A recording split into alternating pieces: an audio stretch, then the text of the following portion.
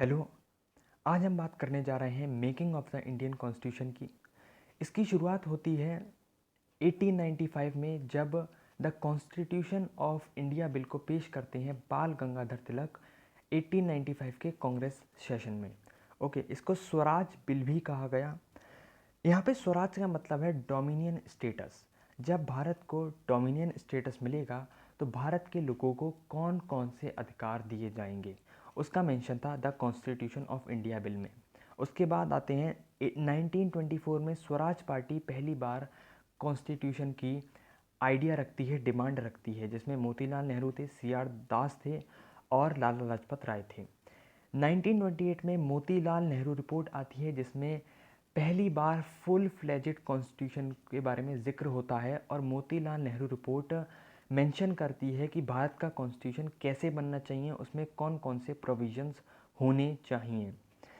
उसके बाद 1934 में मवेंद्र नाथ रॉय पहले व्यक्ति थे जिन्होंने कॉन्स्टिट्यूशन असेंबली को बनाने का प्रपोजल दिया था। 1935 में कांग्रेस ने इस डिमांड को ऑफिशियली अपनी तरफ से रखा। 1938 में जवाहरलाल नेहरू प्रोविजंस देते हैं जिस पे कॉन्स्टिट्यूशन असेंबली का गठन होना चाहिए, कि कॉन्स्टिट्यूशन असेंबली के सारे सदस्य भारतीय होने चाहिए और इलेक्टेड होने चाहिए लोकतांत्रिक तौर से। फिर 1940 में आता है अगस्त offer under the viceroyship of Lenin को, और ये कहते हैं कि हम आपको सेकेंड वर्ल्ड वॉर के बाद कंप्लीट इंडिपेंडेंस देंगे और अभी के लिए आप इंटरिम गवर्नमेंट बना सकते हैं। लेकिन इसमें केवल डोमिनियन स्टेटस की बात थी और भारत डोमिनियन स्टेटस की डिमांड से बहुत आगे आ चुका था, पूर्ण स्वराज की डिमांड करने लगा था। नेहरू जी ने इसको कहा dominion status is dead as a doornail, और गांधी जी ने कहा इसने नेशनलिस्ट और ब्रिटिशर्स के बीच में खाई बढ़ा दी है। ओके, क्रिप्स मिशन आता है 1942 में, जिसमें जिक्र होता है डोमिनियन स्टेटस और भारत को गठित संविधान सभा दी जाएगी, लेकिन भारत के पास डिफेंस का मिलिट्री पे कोई राइट नहीं होगा, और प्रिंसली स्टेट जो भारत में है वो इंडियन डोमेन को ज्वाइन करने से मना कर सकते हैं। इनको सेकेड का अधिकार दे दिया गया। इसको गांधी जी ने बुरी तरह रिजेक्ट करा और बोला it is a post dated cheque on the failing bank, because अगर princely state Bharat Indian domain से ज्वाइन नहीं करेंगे, अपना अलग राजपाट चलाएंगे, छोटी छोटी रियासतों में बटे रहेंगे, तो भारत कभी कंट्री नहीं बन पाएगा। ओके, कैबिनेट मिशन प्लान आता है 1946 में, जिसको लीड करते हैं Patrick Lawrence, Stafford Cripps and A V Alexander. इसका ऑब्जेक्टिव था कॉन्स्टिट्यूशन असेंबली का गठन करना, उसके बाद इंटरिम गवर्नमेंट बनाना अभी के लिए। इस कॉन्स्टिट्यूशन असेंबली में 389 मेंबर होंगे, 296 ब्रिटिश प्रोविंसेस से आएंगे और 93 प्रिंसली स्टेट से आएंगे। 10 लाख की पॉपुलेशन पे एक कॉन्स्टिट्यूशन असेंबली की सीट गठित करी जाएगी और इसमें मुस्लिम, सिख और डिप्राइव्ड क्लासेस को रिजर्वेशन भी दिया जाएगा। 6 दिसंबर को फाइनली 1946 में कॉन्स्टिट्यूशन असेंबली का गठन होता है और इसका काम था भारतीय संविधान बनाना और टेम्परेरीली पार्लियामेंट की तरह एक्ट करना जब तक इलेक्शन नहीं होते हैं। उसके बाद डॉक्टर सच्चिदानंद सिन्हा इसके पहले चेयरमैन बनते हैं, लेकिन ये टेम्परेरी चेयरमैन थे। 9 दिसंबर और 11 दिसंबर को 1946 में पहली और दूसरी मीटिंग होती है कॉन्स्टिट्यूशन असेंबली की। यहाँ पे आपके पहले परमानेंट प्रेसिडेंट मिलते हैं कॉन्स्टिट्यूशन असेंबली को, राजेंद्र प्रसाद के रूप में। 2 वाइस प्रेसिडेंट बनाए जाते हैं, एच.सी. मुखर्जी और वी.टी. कृष्णनामाचारी।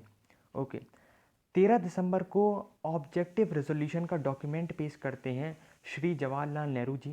इस ऑब्जेक्टिव रेजोल्यूशन में मेंशन था कि भारत का संविधान कैसे कैसे बनाया जाएगा, उसमें क्या क्या चीज़ें इंक्लूडेड होनी चाहिए, जैसे इक्वलिटी, फिटर्निटी, लिबर्टी, सोशल जस्टिस और वगैरह वगैरह। ये सब चीज़ों का फ्रेमवर्क दिया था ऑब्जेक्टिव रेजोल्यूशन ने। इस डॉक्यूमेंट को पास कराया जाता है 22 जनवरी 1947 को। फिर इसके बाद आता है माउंट बैटन प्लान, जिसमें कहा जाता है कॉन्स्टिट्यूशन असेंबली को 299 मेंबर्स दिए जाएंगे और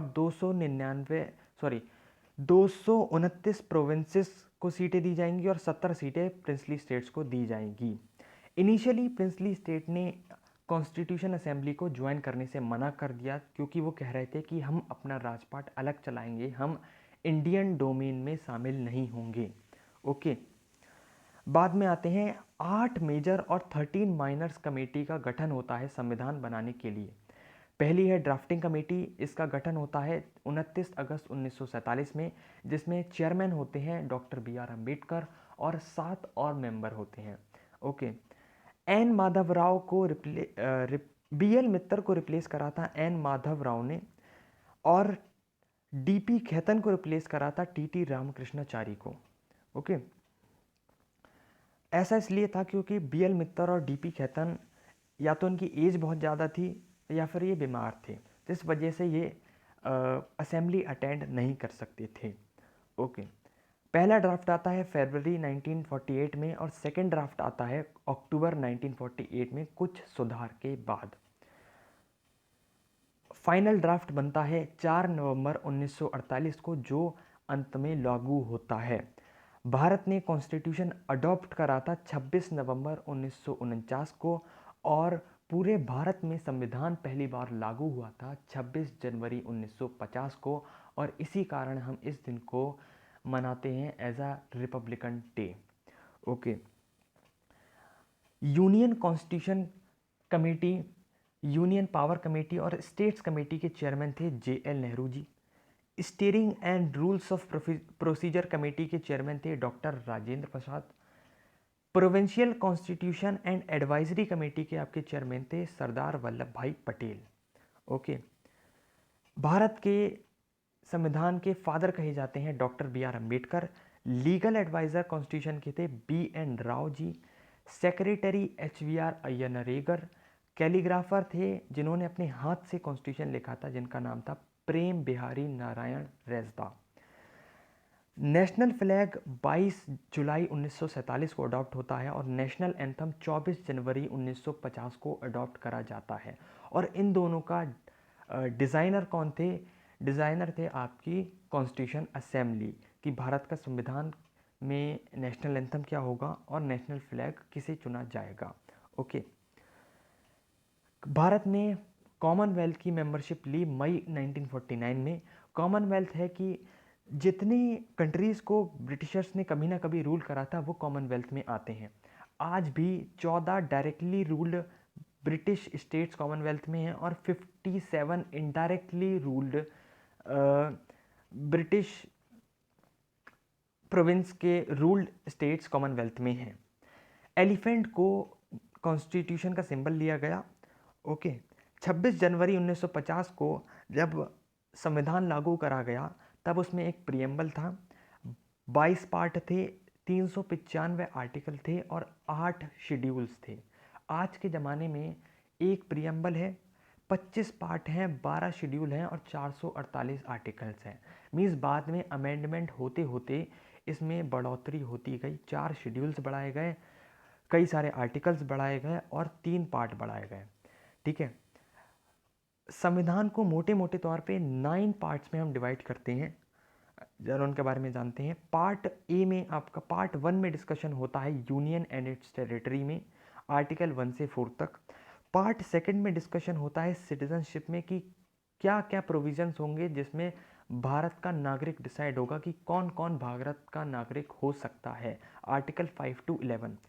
पार्ट 3 में डिसाइड करा गया फंडामेंटल राइट्स, भारतीय नागरिक को क्या क्या दिए जाएंगे, आर्टिकल 12 से 35 तक।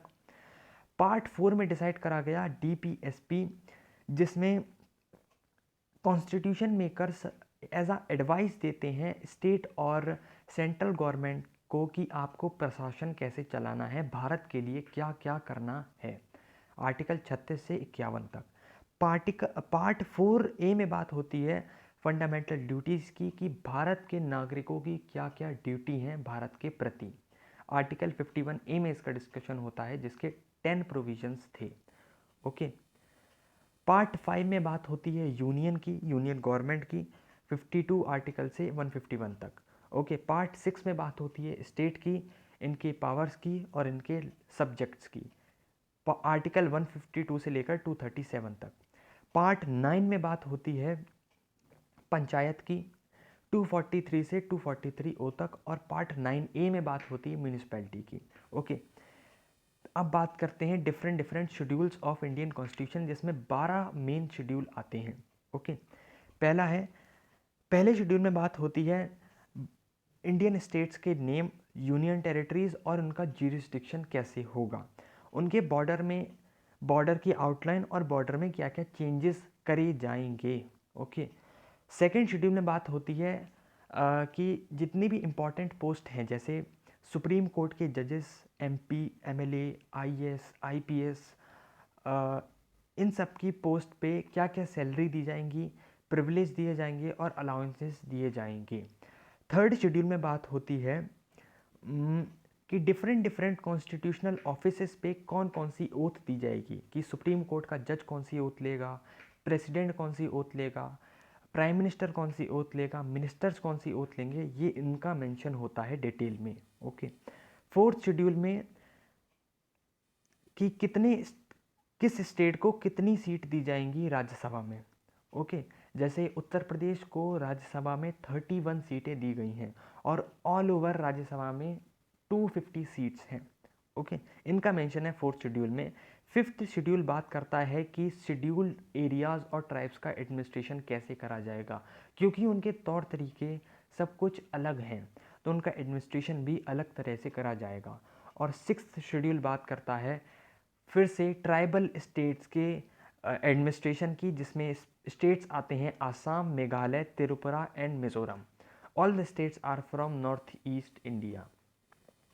सेवन्थ शेड्यूल में बात करते हैं division of power between union government and state governments. Okay, union government को 97 सब्जेक्ट्स दिए जाते हैं, स्टेट लिस्ट को 66 सब्जेक्ट दिए जाते हैं, और कॉन्करेंट लिस्ट, जिसमें ऐसी लिस्ट जिसमें यूनियन और स्टेट दोनों डिसाइड कर सकते हैं इन सब्जेक्ट्स में, उसमें 47 सब्जेक्ट्स डाले जाते हैं।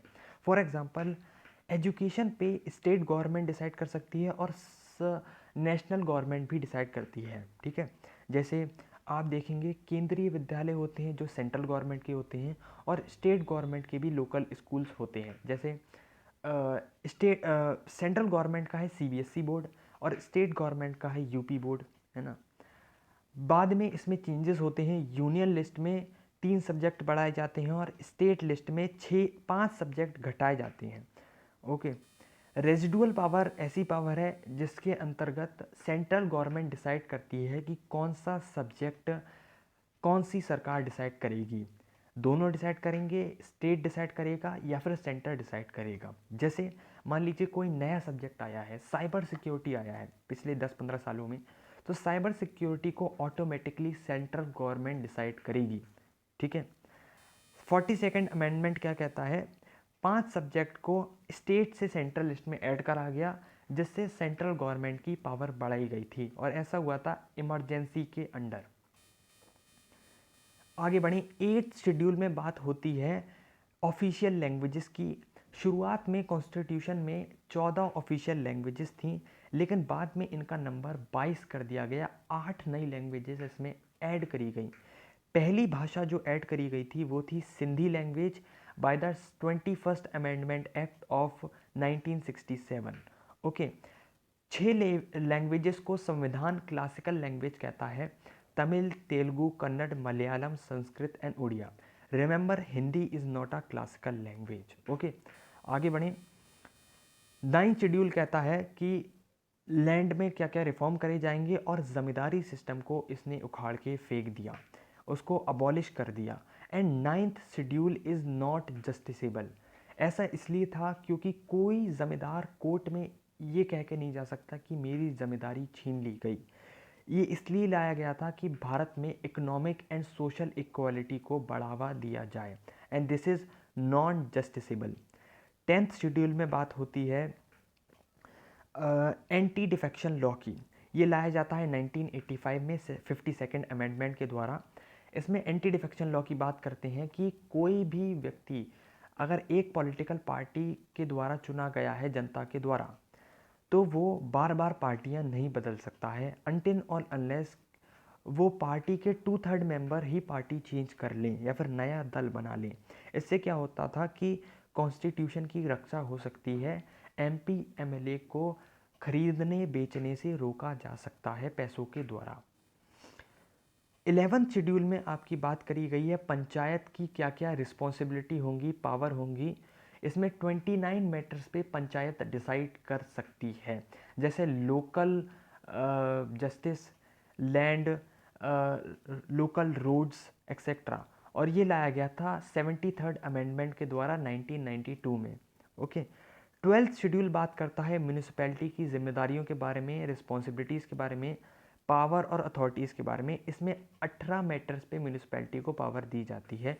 ये जस्ट 11th शेड्यूल के बाद आया था 1992 में as a 74th amendment. Okay. Borrowing feature, भारतीय संविधान में बहुत सी चीज़ें हैं जो कि डिफरेंट डिफरेंट कंट्रीज से अडॉप्ट करी गई हैं, उठाई गई हैं। जैसे यूएसए से उठाया गया है फंडामेंटल राइट्स को, प्रियम्बल को, judicial review of the laws, president जो कि भारत आर्म्ड फोर्सेस के सुप्रीम कमांडर होंगे, और जुडिशरी की स्वतंत्रता। ओके। ऑस्ट्रेलिया से उठाया गया है कॉन्करेंट लिस्ट में कौन कौन से सब्जेक्ट्स होंगे, ट्रेड और कॉमर्स के लिए कितनी फ्रीडम दी जाएगी कंट्री में। ओके। पार्लियामेंट की ज्वाइंट सिटिंग कैसे करी जाएगी। ओके।